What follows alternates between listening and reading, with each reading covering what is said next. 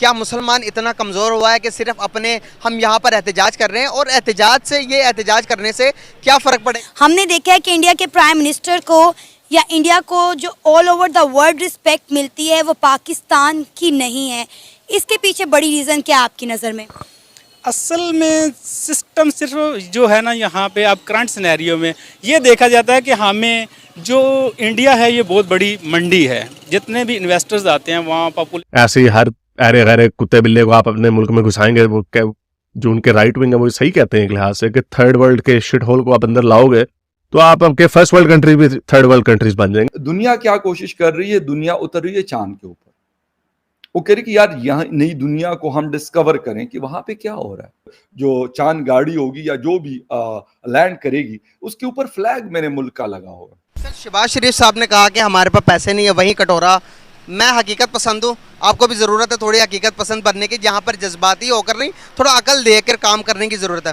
Sir, यहाँ पर एक protesters, most of them who came from these countries, यानी हम ये नहीं कह रहे कोई लेबनानी निकल आया, कोई तुर्की निकल आया, तो कोई अरबी निकल आया, पाकिस्तानी, तो कुछ तो गलत है ना। जय हिंद दोस्तों, कल यानी कि 13 जुलाई 2023 को प्रधानमंत्री मोदी फ्रांस का दौरा करने वाले हैं और फ्रांस की सरकार ने प्रधानमंत्री मोदी के इस दौरे को देखते हुए पहले से ही पाकिस्तानियों का फ्रांस में आना बैन कर दिया है। मतलब फ्रांस ने पाकिस्तानियों की एंट्री पर बैन लगा दिया है।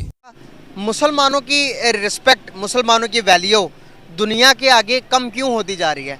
हमारी एक तरह की रिस्पेक्ट हमारे नबी की, आप देखेंगे दुनिया में अगर दूसरा सबसे बड़ा मजहब इस्लाम बन चुका है। सबसे पहला इस टाइम क्रिश्चियंस है, ईसाई हैं, दूसरे नंबर पर इस्लाम है। सर, दूसरा बड़ा मजहब है, लेकिन फिर भी स्वीडन के अंदर ये होना, उसके बाद फ्रांस के अंदर ये होना, वक्फे से ये होना, क्या इससे क्या जाहिर करती है दुनिया के सामने? अगर हम आज पाकिस्तान क्या इतना लाचार है, सिर्फ यहाँ पर बैठकर हम जुलूस और धरना दे रहे हैं, इससे क्या फ़र्क पड़ेगा आलमी दुनिया के आगे? देता तुर्की, सर वो भी पाकिस्तानियों के बाइकआउट कर रहा है और बाहर निकाल रहा है सबको। क्या समझते हैं कि ये एक इखलाकी तौर पर पाकिस्तान को हम किस तरह से रिप्रेजेंट कर रहे हैं? अगर इस तरह की हरकतें करेंगे तो क्या दुनिया हमें मानेगी, दुनिया हमारी रिस्पेक्ट करेगी? अब यह बात तो पहले से ही कंफर्म हो चुकी थी कि प्रधानमंत्री मोदी फ्रांस जाएंगे और इसीलिए कल यानी कि 13 जुलाई को प्रधानमंत्री मोदी फ्रांस जाएंगे और 13 जुलाई को ही प्रधानमंत्री मोदी फ्रांस में जो भारतीय मूल के फ्रांस के नागरिक हैं उनको संबोधित करेंगे और साथ ही साथ कई और जरूरी काम करेंगे। इसके बाद 14 जुलाई को प्रधानमंत्री मोदी फ्रांस के राष्ट्रीय दिवस या फिर फ्रांस के बेस्टियल डे में एक चीफ गेस्ट के तौर पर सम्मिलित होंगे।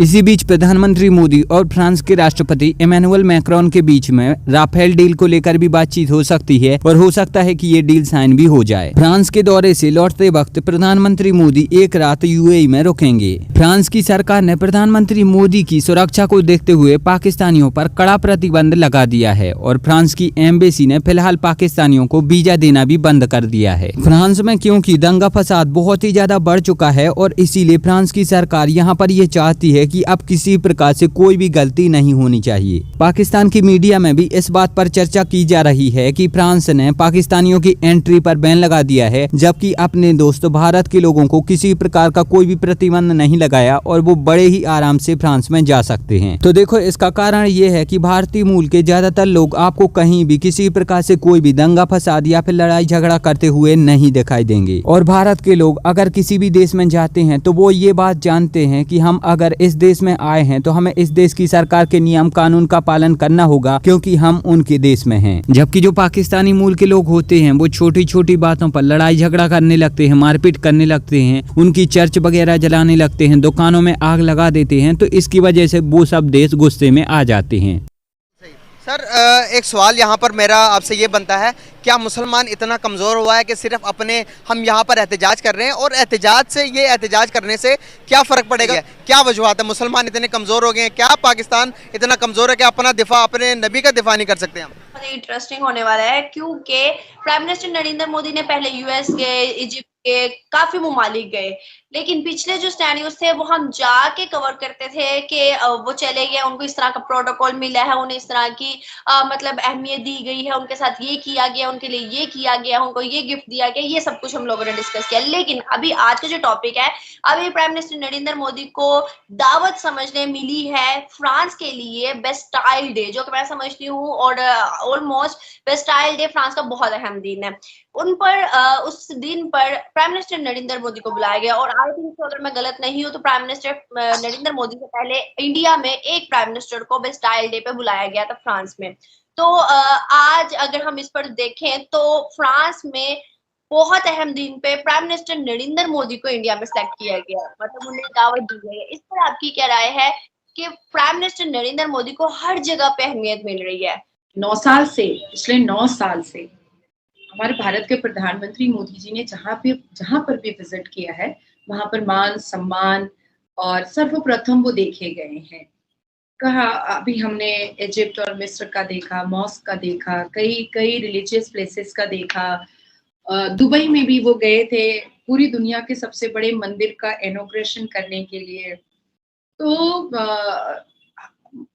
एक ये उनका जेस्चर है, एक ऑरा है हमारे मोदी जी का कि वो जिस धर्म के रिलीजियस प्लेस पर जाते हैं या जहां भी जाते हैं वो उस चीज को बहुत अच्छे से मेंटेन कर पाते हैं और बहुत मान सम्मान रिस्पेक्ट उनको मिलता है। एवरीवन नोस, इसको बार बार दोहराने की जरूरत नहीं है।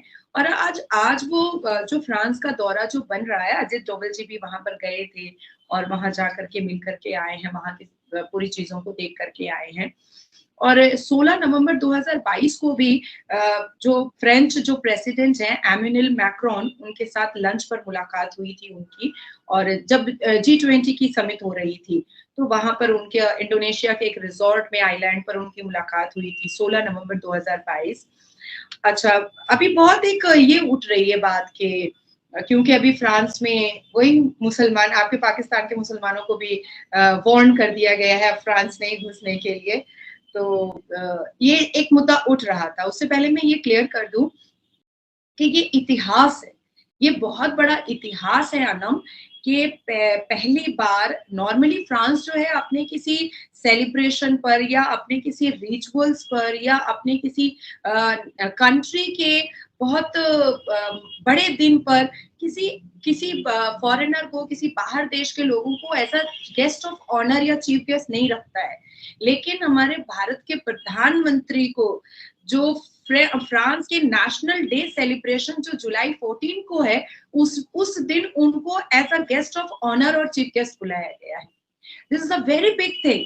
बताता रहा तो अब at the end of the day the world has realised कि नहीं भाई, इंडिया इज अ रियलिटी। आप इंडिया को रिलीजियस फ्रेमवर्क से नहीं देख सकते। हम क्यों फिर इंडिया को रिलीजियस फ्रेमवर्क से देख रहे हैं, जबकि मुस्लिम वर्ल्ड ने भी इंडिया को जो है वो उनकी जो राइजिंग पॉलिटिकल क्लाउड, उनकी जो उनकी मार्केट है उसको देखना शुरू कर दिया है। खैर, इस सब के ऊपर आपकी क्या प्रतिक्रिया है वो आप हमें नीचे कमेंट में जरूर बताओ। और अगर आपको ये वीडियो अच्छी लगी है तो प्लीज़ इस चैनल को सब्सक्राइब करके बेल आइकन जरूर दबाओ।